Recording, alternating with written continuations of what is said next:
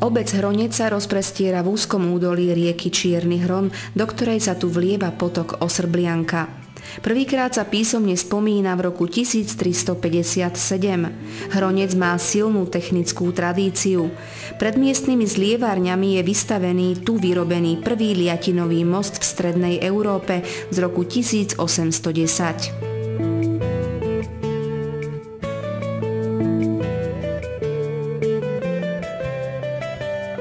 Z Hronca sa riadila aj doprava na celej sieti pôvodnej lesnej železnice.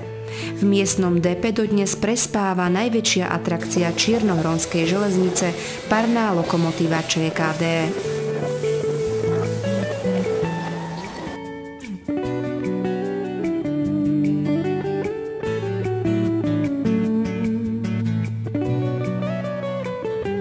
Dominantou obce je rímskokatolícky kostol svätého Klimenta.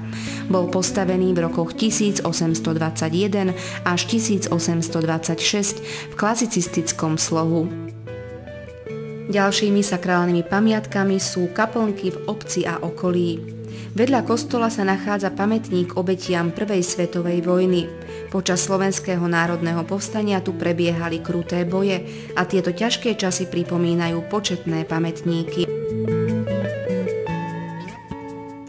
V blízkosti obce sa nachádza rekreačné stredisko a lyžiarsky vlek.